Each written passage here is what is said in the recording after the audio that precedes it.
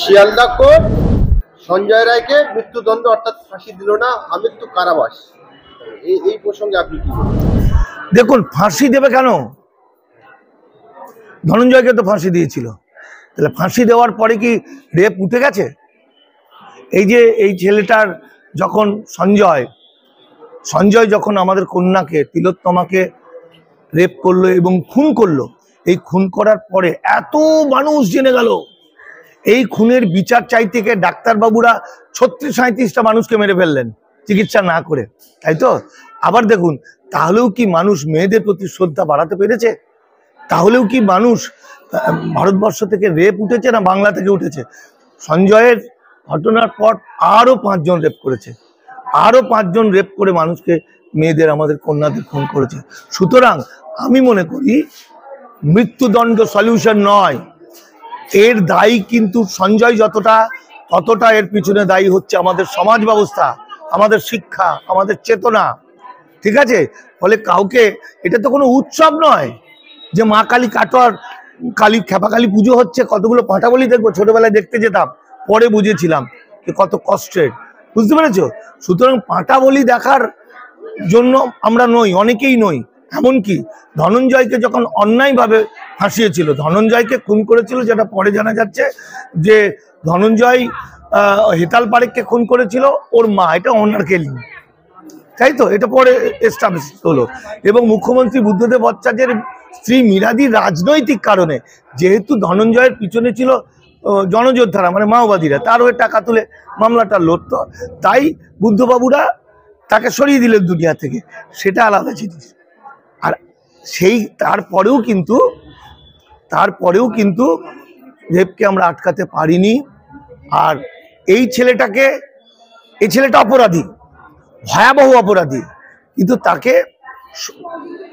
তাকে যাবজ্জীবন দিয়েছে। কেন যাবজ্জীবন দিয়েছে? মানে একটা মানুষের আর কি থাকে? একটা মানুষের তিলে তিলেই তো মরা, সে বাইরের প্রকৃতি কখনো দেখতে পাবে না, তাই তো? তার আত্মীয় স্বজন কারো কাছে যেতে পারবে না, সে কোনো কাজকর্ম করতে পারবে না, এবং সেকে দাস শ্রমিকের মতো সকাল থেকে রাত পর্যন্ত, সকাল 6টা থেকে রাত পর্যন্ত তাকে খাটতে হবে, গাধার মতো খাটতে হবে। এটা তো ঠিক আছে?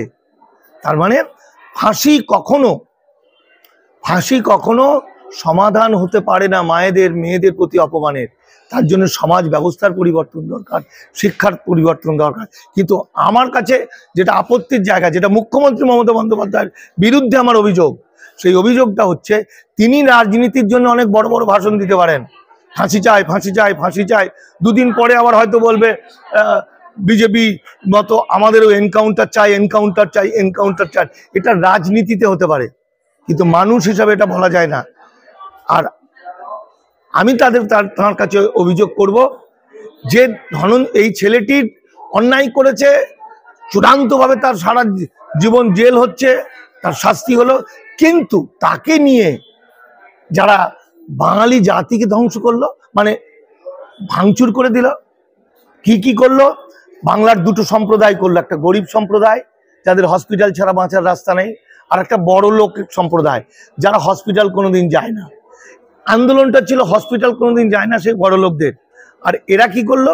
আমি বারবার বলি, ভারতবর্ষে ভারতে দুটো বাংলা, পৃথিবীতে দুটো বাংলা। একটা বাংলার বাঙালিরা রাষ্ট্রের গুলের মুখে দাঁড়িয়ে 1500 প্রাণ দিয়ে দিল আমার সোনার বাংলা বলে। আর একটা বাংলা, আমার পশ্চিমবঙ্গের বাঙালিরা, একটা অংশ যারা সম্পূর্ণ মিথ্যা করে, মানে ঘটনাটা সত্যি কিন্তু তারপরে ব্যাখ্যা 150 গ্রাম বীর্য থেকে আরম্ভ করে সব মিথ্যা বলে সারা পৃথিবীর 180টা জায়গায় নাকি তারা জানিয়ে দিল, সেখানে নাকি আন্দোলন হলো। কি হলো না, পশ্চিমবঙ্গ খুব খারাপ, বাঙালি খুব খারাপ, ওখানে গেলেই রেপ হয়ে যেতে হয়, এমন অবস্থা করে দিয়েছে।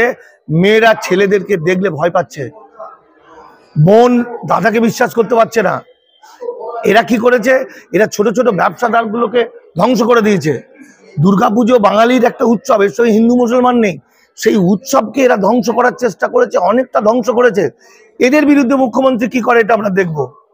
না, মুখ্যমন্ত্রীর হাতে ছিল কামধনি, মুখ্যমন্ত্রী সিআইডি, রাজ্য পুলিশ কামধনি তদন্ত করেছে। আজ 13-14 বছর হয়ে গেল, শাস্তি হলো না, কিন্তু মুখ্যমন্ত্রী বলছে আমাদের হাতে থাকলে আমরা এতদিন ফাঁসি দিয়ে দিতাম। মুখ্যমন্ত্রী হাইকোর্টে আপিল করছে। না, মুখ্যমন্ত্রী ফাঁসি দিয়ে দিতাম বলছে, তার মানে মুখ্যমন্ত্রী রাজনীতি করছে। রাজনীতি মানে বেশিরভাগ মানুষকে তো সমাজ ব্যবস্থা এমন ভাবে ক্রুয়েল করে দিচ্ছে, মানুষ আর পশুর মধ্যে তো কোনো পার্থক্য নেই। মানুষ মানে মানুষকে ছিঁড়ে খাবে, সেই দিন মানসিকভাবে মানুষকে সেরকম ভাবে তৈরি হচ্ছে। এর জন্য মুখ্যমন্ত্রীর দোষ নয়, এটা সমাজ ব্যবস্থা। মুখ্যমন্ত্রী এই সমাজের মানুষগুলোকে নিয়ে তো ভোট করবেন, তাহলে মুখ্যমন্ত্রী তিনি রাজনীতি করছেন। আমি লেখকের কথা বলবো।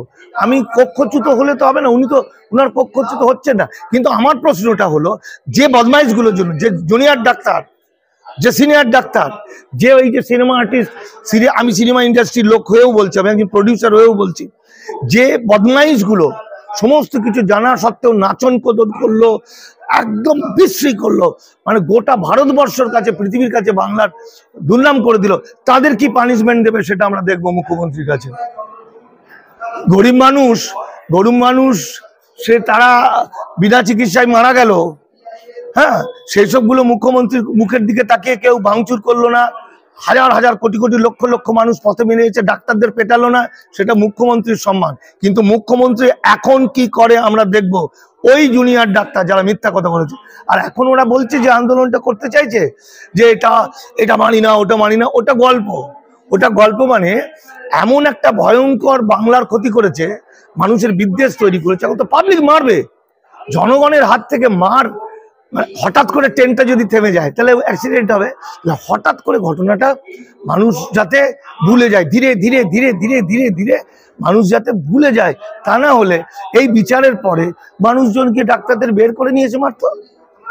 ডাক্তারদের ওষুধ কোম্পানিগুলো যারা মিছিল মিটিং করে মানুষকে টুপি পরিয়েছিল, সেগুলো তাদের পিটানির হাত থেকে বাঁচতে তারা এখনো এই ট্রেনটা আস্তে আস্তে থামাবে করতে করতে। আসলে এরা কেউই কিন্তু চায়নি, এরা বেশিরভাগ, আমি 99.9% লোক, রাজনৈতিক লোকেরা, যারা সিপিএম বলুন, বিজেপি বলুন, বা ডাক্তারদের একটা অংশ, তারা কিন্তু কখনো তিলোত্তমার বিচার চায়নি, তিলোত্তমার খুনের বিচার চায়নি। যদি বিচার চাইতো তাহলে ওই হসপিটাল বিচারপতি বলতো না যে সেরকম তথ্য নেই যে তথ্য দিয়ে তাকে ফাঁসানো যায়, এমনকি বা তাকে ফাঁসিয়ে দেওয়া যায়। এমনকি তিলোত্তমার উকিল পর্যন্ত মেনে নিয়েছে যে হ্যাঁ, ঘটনাটা এইরকমই। মানে বিরোধীরা যা বলছিল, মানে আমি, দীপক ব্যাপারীরা, আমরা যা বলছিলাম, আপনার চ্যানেলে যা বলছিল, এটাই আজকে সাকসেস হলো। আজকে মানুষের উচিত তো আমাদের একটু করে বাতাসা খাওয়ানো বা বলা স্যালুট, তোমরা তো একটার পর একটা সত্যি কথাগুলো বলে দাও। সত্যি কথা বলে দিলে মানুষ ভালো বলে না, কিন্তু মানুষকে যখন প্রথম খারাপগুলো, মিথ্যাগুলো বলে, মানুষ মাথায় গেঁথে নেয়। তারপর যে পরপর ডকুমেন্টগুলো বেরিয়ে গেল যে ওইগুলো সমস্ত নাটক এবং মিথ্যা প্রচার। সিপিএম এই সুযোগে কিছু ভোট চেয়েছিল, মানে কিছু রুটি সেঁকে নিতে চেয়েছিল। বিজেপি সাকসেস হয়েছে, বিজেপি এই কারণেই সাকসেস হয়েছে, ভারতবর্ষের 16টা রাজ্যে যে হিন্দু উদ্বাস্তুরা আছে তারা তো সব জয় শ্রীরাম করে, আর মুসলমানদের কেটে দেবো বলে। তাদের কাছে এখন তারা বলছে যে পশ্চিমবঙ্গ মানে একমাত্র বিজেপি বাঁচাতে পারে, কারণ মুসলমানরা শেষ করে দেবে এই তিলোত্তমাকে। মানে পুরো মিথ্যা করে ওরা এটা একটা কি বলবো ইভেন্ট। এই ইভেন্টটা একসঙ্গে হিন্দু উদ্বাস্তুদের মাথায় ঢুকিয়ে দিয়ে তারা আন্দোলন করলো না, এখন তাদের গ্রেপ্তার করছে। লাস্ট কথা, মুখ্যমন্ত্রীর কাছে আমার অনুরোধ, দিদি আপনার কাছে অনুরোধ, জনগণের কাছে যদি আপনার ইমেজ যতটা ভালো আছে আরো বাড়াতে হয়, তাহলে এই ডাক্তারদের পানিশমেন্ট দিন, যেমন করেই হোক পানিশমেন্ট দিতে হবে। এই ভয়ঙ্কর যে লোকটা বলেছে, বিশেষ করে একটাকে অন্তত দিন, যে বর্ধমানের যে ডাক্তার, যে কি যেন সাবর্ণ গোস্বামী, যে মিথ্যা করে বলেছিল 150 গ্রাম বীর্য পাওয়া গেছে, ওকে পানিশমেন্ট দিন, ওকে ঢুকতে দেবেন না। আপনি যদি না পারেন, আইন শৃঙ্খলা ভেঙে যাবে, আমরা কিন্তু ওর অবস্থা টাইট করে দেবো, তখন আপনার পুলিশ কিছু করতে পারবে না।